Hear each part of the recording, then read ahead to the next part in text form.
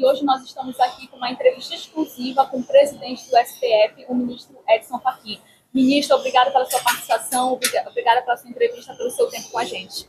Eu aqui agradeço e cumprimento o trabalho da imprensa, especialmente em torno desse grande debate global que está a se fazer a partir de Belém sobre as mudanças climáticas. A imprensa nacional e estrangeira tem desempenhado um papel essencial e imprescindível de informação a toda a comunidade global. Sem dúvida. Ministro, a COP30 coloca Belém no centro das discussões globais sobre o clima, como o senhor mesmo disse. Qual deve ser o legado desse evento para o judiciário brasileiro?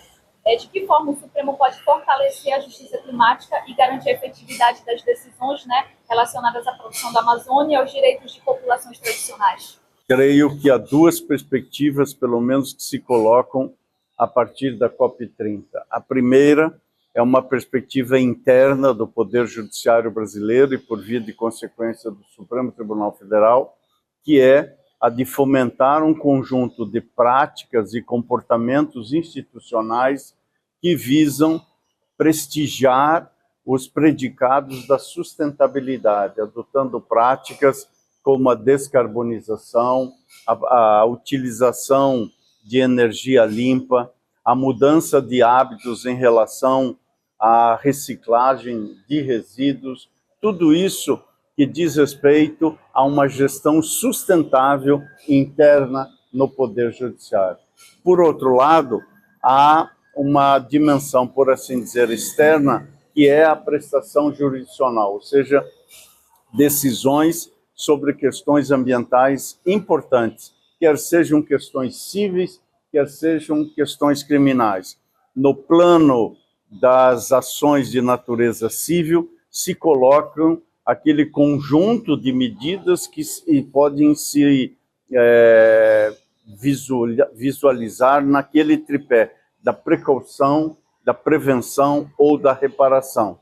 Por outro lado, no plano criminal, nós temos uma grande preocupação com os crimes ambientais que, a rigor, vêm, especialmente aqui na região amazônica, agravados esses crimes pelos seus liames com a macrocriminalidade, com as organizações criminosas que demandam uma preocupação que deve ser cada vez maior de todos os poderes, inclusive do Poder Judiciário, para apurar as atividades ilegais que juntam tráfico de pessoas, tráfico de armas, tráfico de drogas, economia ilegal, e que acabam fazendo uma espécie de rede ou uma forma atípica de governança criminosa, e é por isso que o Judiciário está atento também a essa dimensão de natureza penal ou criminal.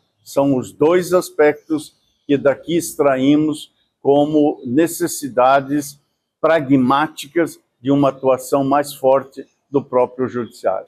Nos últimos anos, o Poder Judiciário brasileiro, em todas as instâncias, foi provocado a dar respostas e deu essas respostas expressivas, como descontingenciando fundos que são destinados à proteção ambiental, o Fundo Clima ou o Fundo Amazônia, e, além disso, também evidenciou a proteção das comunidades indígenas, dando a elas a guarida que a própria Constituição Federal prevê nos seus termos, e, nesse sentido, o Poder Judiciário brasileiro tem procurado dar as respostas necessárias para essas demandas. Não se trata de ativismo, trata-se sim de ser um Poder Judiciário ativo, mas não ativista, ativo no sentido de não ser omisso. Poder Judiciário, quando provocado, ele tem o dever de dar uma resposta, e o Poder Judiciário não se furtará a dar essas respostas quando for chamado a se pronunciar sobre uma controvérsia, sobre um pedido ou uma pretensão existente na sociedade, especialmente quando se trata de proteger os direitos da natureza, porque nós estamos, a rigor, zelando pela preservação do próprio ambiente e também pelas possibilidades de vivermos num futuro habitável. O julgamento que condenou o ex-presidente Jair Bolsonaro e integrantes do alto escalão do governo anterior por tentativa de golpe marcou um momento histórico no país. Como o senhor avalia o impacto institucional dessa decisão? O Supremo Tribunal Federal julga, na sua competência originária, demandas que são levadas à apreciação do Supremo, sejam demandas cíveis e demandas penais. Quando há uma demanda penal, o Supremo Tribunal Federal não age sem ser antes provocado, ou seja, há uma investigação policial, essa investigação é remetida à Procuradoria-Geral da República, a Procuradoria-Geral da República examina para saber se há indícios mínimos de materialidade e autoria. Quando esses indícios o Ministério Público entende que estão presentes, o Ministério Público oferece a denúncia e, oferecida a denúncia, o Supremo Tribunal Federal decide acolher ou não a denúncia. Quando acolhe a denúncia, instaura uma ação penal e a ação penal é instruída, como se diz em termos jurídicos, são carreados elementos, provas, ouvidas testemunhas, produzidas perícias e, num dado momento, esta ação penal é julgada.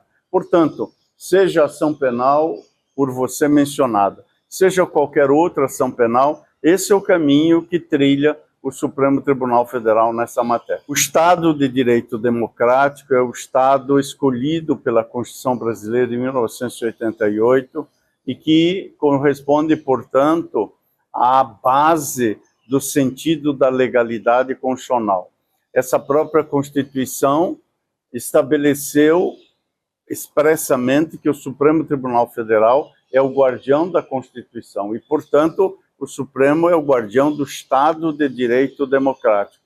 Todas as ofensas que se dirigirem contra esse estatuto de base da Constituição certamente serão investigadas, apuradas e serão julgadas. E é assim que tem feito o Supremo e é assim que continuará a fazer. Mais uma vez, obrigada pela participação, pela entrevista, ministro. Um bom trabalho a você e a todos os profissionais de imprensa que, especialmente nesse momento da COP, estão espargindo informações importantes do Brasil para o mundo, especialmente quando se dedicam às questões das mudanças climáticas. Obrigada.